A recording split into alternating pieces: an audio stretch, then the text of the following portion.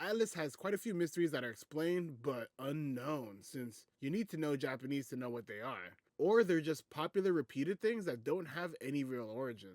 So this video or video series serves as a behind the meme or unsolved mysteries or iceberg video all combined.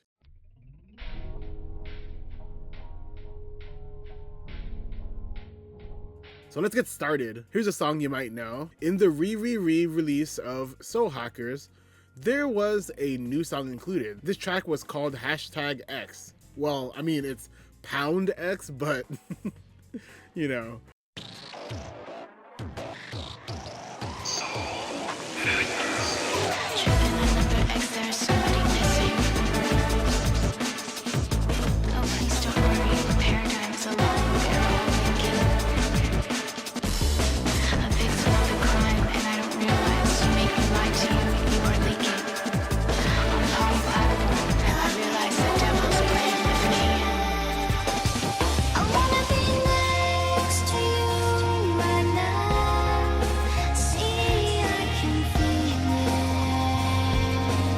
And it's performed by Wink Wink. That's cool. The song's enjoyable, I guess. But a meme seemingly spawned on Reddit, r Megaton specifically, led to the creation of the account Who is Wink Wink. This seems to be the biggest English Megaton fanbase around, so I'll address my problem here. I've been trying to find information on the singer of the opening of Soul Hackers 3DS. The opening itself says it's sung by Wink Wink, but I can't for the life of me find anything else by them.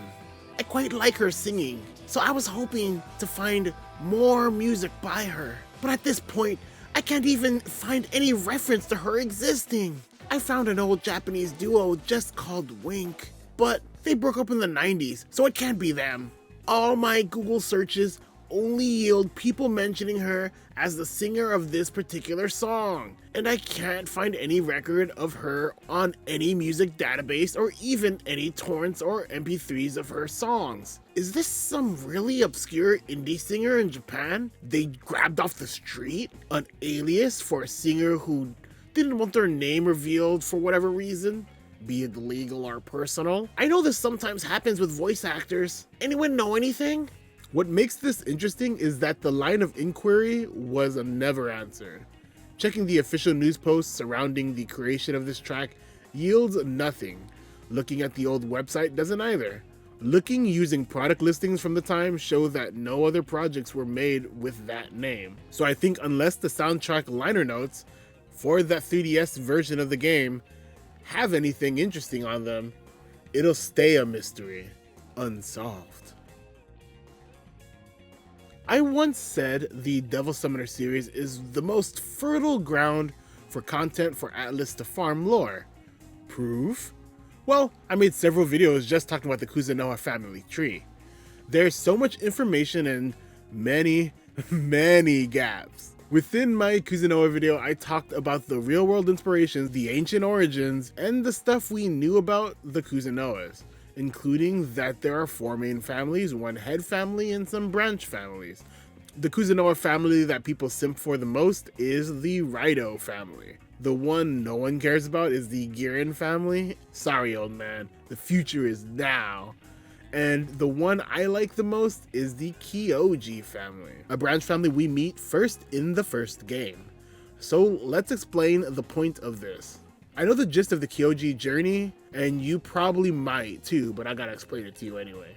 Kyoji, as he appears in Shin Megami Tensei Devil Summoner, is a devil summoner who's kind of a prick. This would be later referenced in the Raito novel, where Raito squares off against Kyoji the First, who is an exceptionally brash prick. Anyway, Kyoji in Shin Megami Tensei Devil Summoner is a prick who, through some shenanigans, saves some guy, and extracts his soul and swaps souls around to save him from Sid. The Devil Summoner goes into the body of Takashi, and the protagonist, who kinda died, is now in Kyoji's body. In the game, the protagonist's personality is wildly different from Kyoji's.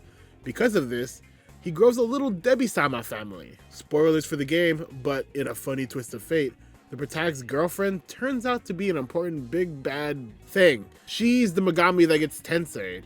When you beat the game, the protag is recognized as not being a newbie summoner anymore, but in fact, a true Debi-sama. At the end, Takahashi Kyoji says you're cool and he'll stick around you for a bit. And Rei Reiho asks, what do you want to be called anyway? And the canonical end is you call yourself Devil Summoner Kyoji Kuzunoha. Takahashi Kyoji then appears again in Soul Hackers as Sukuroku. You know this is the Takashi Kyoji because he talks about wanting to swap bodies some more. Specifically someone with Finnegan's build next. What's really weird is something else that happens in Soul Hackers. Sorry miss, my name's Sukuroku. I'm the Kuzunoha he was talking about. But let's talk about who you are. You're not Phantom or Kuzunoha, yet the boy's a summoner. Care to fill me in? Well, how should I say this? You don't have to tell me if you don't want.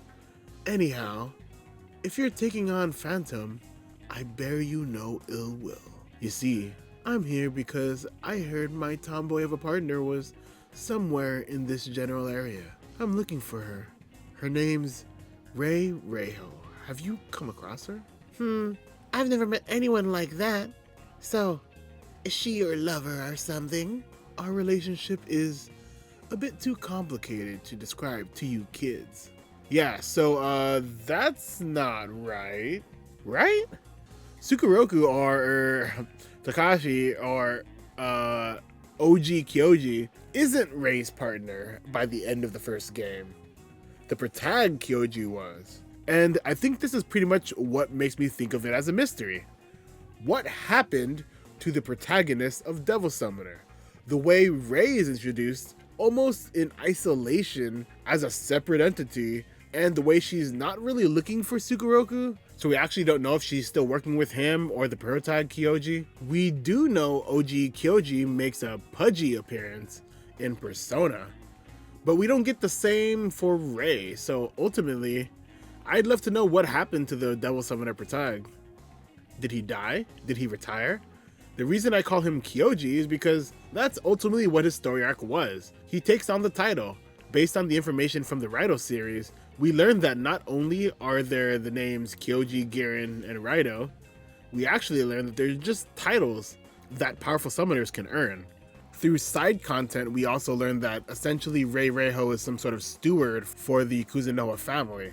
So her offering the title is essentially her giving the title to another powerful summoner. We also learned that in the Raito games, the different Kuzunoha are assigned to different tasks, and the Kyoji Kuzunoha family are assigned all the dirty work essentially. I think by extension, this would make the Kyoji responsibilities very dangerous. So despite the protag Kyoji being the preferred one among those who exist in the Devil Summoner world, because he exhibits kindness and the ability to not be a bit of an edgy loser, in the novelization, he's also shown to be appreciated more by demons because of his kind spirit and trusting personality, with the demons actually noting the change in personality from the sour attitude that the original Kyoji had. I think we do see a slow growth in the OG Kyoji though, since by the time he's Todoroki, he's not nearly as brash or crude, and we know that the body itself doesn't really imprint like emotional characteristics or anything, because well, that didn't happen before, it's not mentioned at all either. I combed through the Soul Hackers and Soul Hackers 2 dialogue, and I don't think that the protag or even Kyoji is ever mentioned,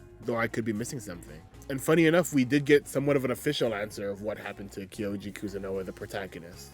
This comes from Soul Hackers no Subete, or All About Soul Hackers If You're Not a Degenerate. In there, we get a Kuzunoha clan question set. What is Kyoji Kuzunoha, the protagonist of your previous work, doing now? He is completely active as Kyoji Kuzunoha. He is probably living in Hirosaki City, the city where the previous work was set, and doing well. Well, if you play the PlayStation version of Soul Hackers from beginning to end, I think you'll be able to feel his presence. Boy, I guess I played Soul Hackers wrong because I don't remember his presence being there at all, but I guess he still probably is in Hirosaki City. Another interesting question that I want to make note of is, why is Sukuroku dressed like that? Sukuroku was originally a kabuki actor who disguised himself as a man in pursuit of his father's revenge. The same character appears in different guises in different plays. which is very much like Kyoji, so I decided to use the character Sukeroku in this production. If there is another opportunity, I would like to make another Kyoji in this series. This one is interesting because this implies that if they kept making Devil Summoner games, Kaneko would have designed several different iterations of Kyoji.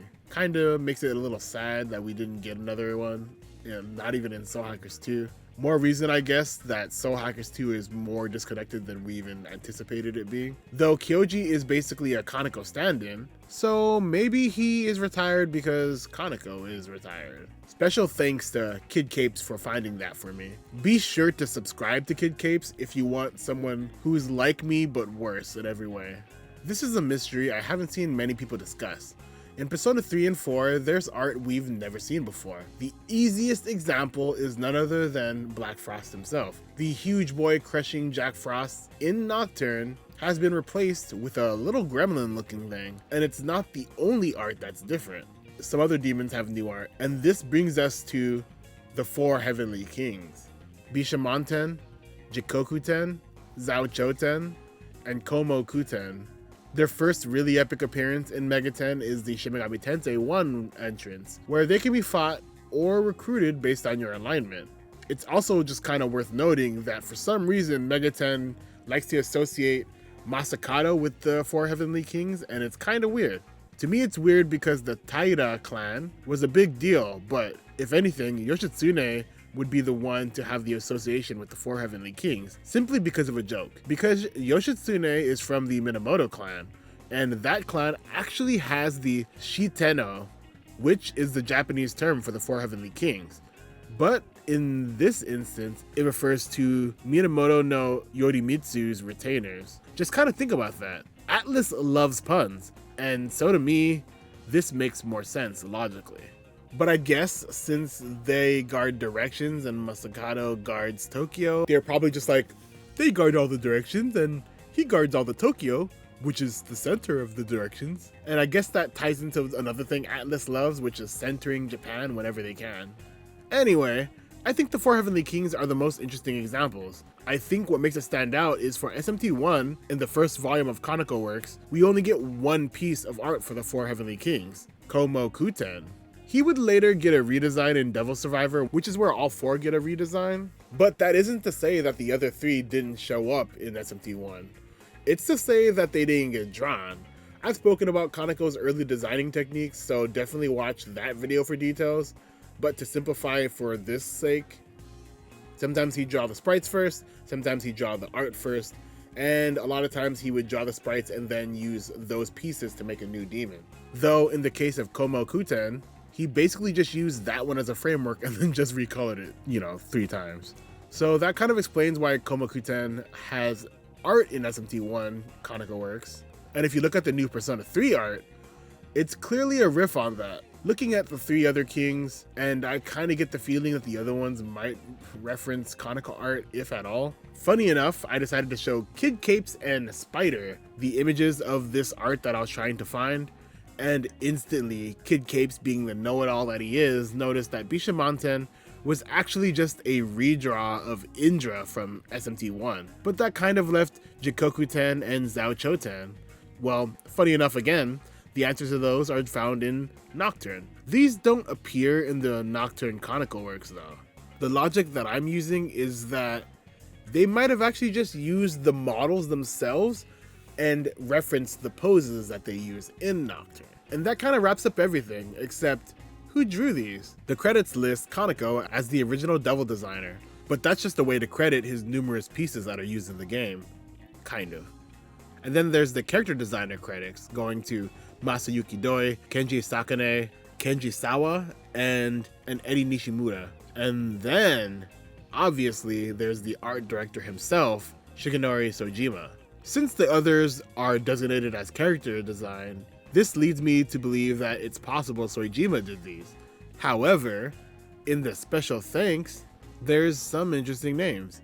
Shogo Isagai, the lore specialist, Kazuyuki Yamai, the guy who almost gave us a version of SMT5, Naoto Hirooka, the producer behind many great Atlus titles, Hirohito Shindo, a project manager for many great Atlus titles, Hideki Obata, a project support engineer, and finally, Megumi Shiraishi, the colorist for most of the best Kaneko art pieces, and probably the one sole person who knows more about Kaneko art than Kaneko himself.